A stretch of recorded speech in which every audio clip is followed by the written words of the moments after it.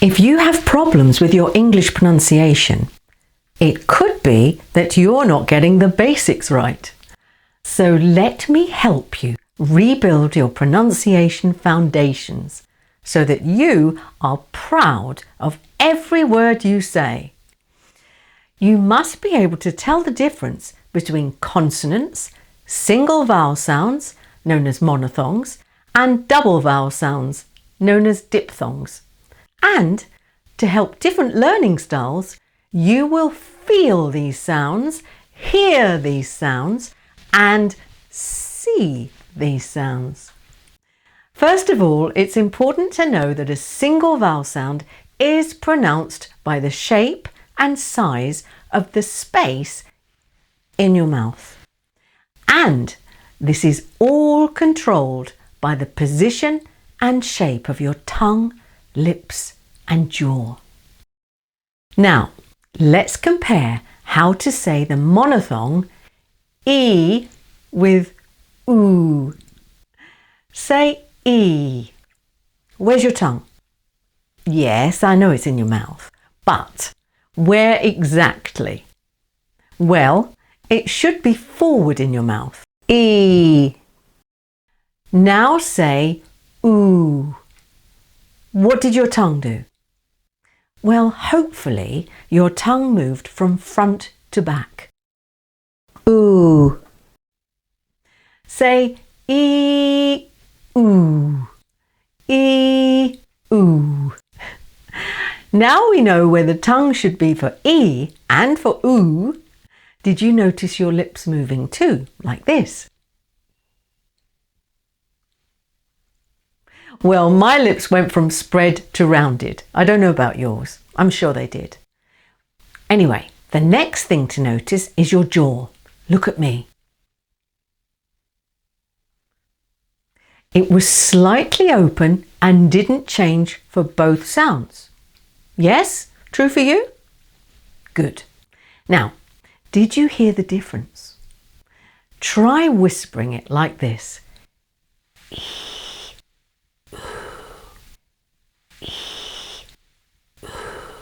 Okay, so the E vowel is called a front vowel because the tongue is forward in your mouth, and oo is called a back vowel because the tongue is, yes, you guessed it, in the back of your mouth. So this is important to know because tongue position is really important when producing vowel sounds.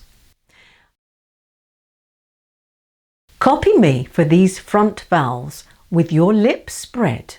Remember, your tongue is forward in your mouth. Watch me. E, a. Now your turn. E, a. What did you notice?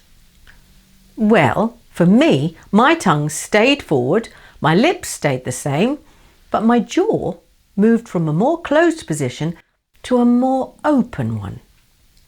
Now copy me again. E, a.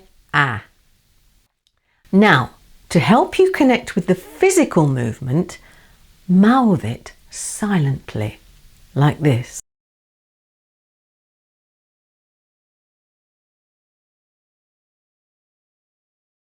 You can do this exercise with any of the sounds. Fantastic.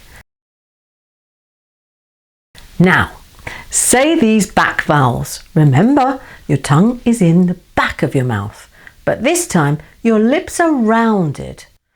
Watch me and notice my lips and jaw. Oo, o.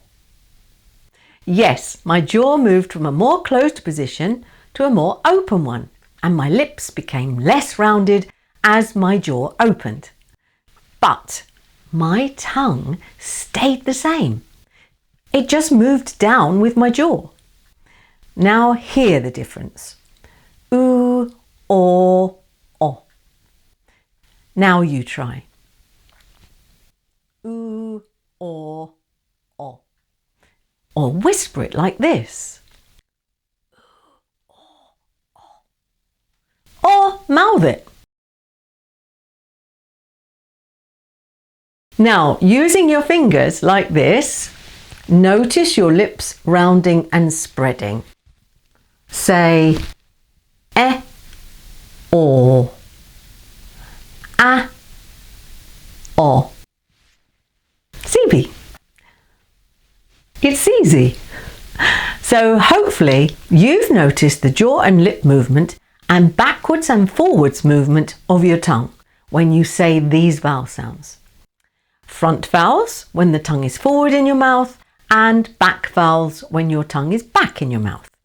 Now look at how this relates to how they are arranged on the chart. Front vowels on the left, back vowels over on the right. Also, they're arranged in order of your jaw position. Start off at the top with a slightly open jaw, and as you move down, the jaw opens a little more for each sound. Easy. Now, for the next part, we're going to see the difference between consonants and vowels. Focusing on your mouth, notice how you make the difference between the two words. Say these pairs out loud and slowly like me. E, key. Oo, two. Or, nor. Did you notice that the vowel sound on its own was not restricted, but the second word began with a restriction to the airflow, which I released when I moved to the following vowel. Oo, two. Now this is because most consonants need a restriction to the airflow. T. There is also the use of voicing or unvoicing. This just means using your vocal cords for voicing a sound, E, or for unvoicing, not using your vocal cords. T. Instead, the sound is made through the blocking and release of the airflow. So the unvoiced consonant sounds we just did were k, where the air is blocked by the back of the tongue touching the soft palate at the back, and then releasing the air through the mouth. Say k, k. Yeah? And then unvoiced t, made by blocking the airflow by touching the alveolar ridge with the top of the tongue. Sorry, with the tip of the tongue, and then releasing the air through the mouth like this. T.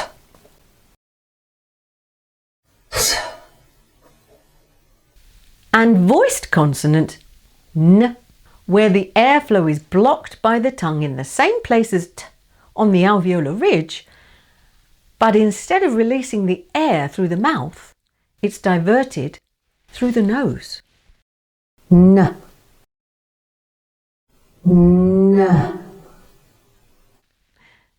Can you hear that the sound is nasal? N. You say it. N. And hold your nose at the top at the same time like me. Now say it. N. Now compare voiced nasal n and unvoiced t. So remember, they have one thing in common. The airflow is blocked at the same place in the mouth for both of them on the alveolar ridge, like this. N. T. The only difference being that the air is diverted for n through the nose and out. Now repeat these pairs out loud. E, key. Oo, two. Or, nor. The next part is where we notice the difference between diphthongs and monophthongs. Diphthongs are two vowel sounds together, so again there's no obstruction to the flow of air, and they're all voiced. Copy me, noticing your tongue, jaw and lips. and how you make the difference between the two words. Key, K. To, toe. Nor, now. Did you notice that in each pair, on the first word, there was no movement of the tongue, jaw or lip, whereas during the second word, there was? The difference here is that a diphthong has one mouth posture at the beginning and changes to another at the end. And this is basically what gives a diphthong its two sounds. A.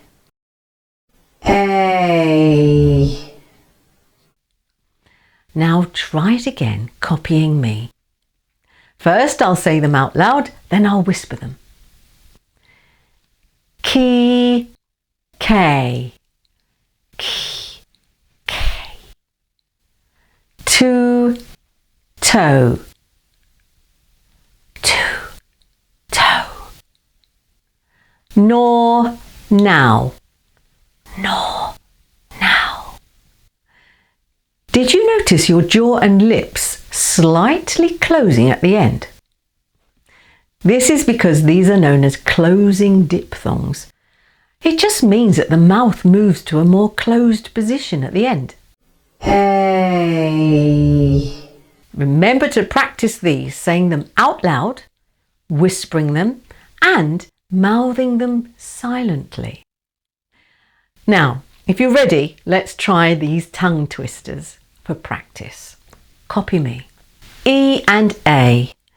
Green tea leaves sway on a breezy day by the bay. Green tea leaves sway on a breezy day by the bay. Oo and O. Two blue moons glow over the snow in June. Two blue moons glow over the snow in June. Or and ow. Four brown cows howl at the northern dawn's scowl. Four brown cows howl at the northern dawn's scowl. If you want more pronunciation tips, don't forget to sign up for my monthly newsletter. The link is in the description below. I hope you enjoyed the lesson. Keep practicing out loud and silently. Until next time, love and peace.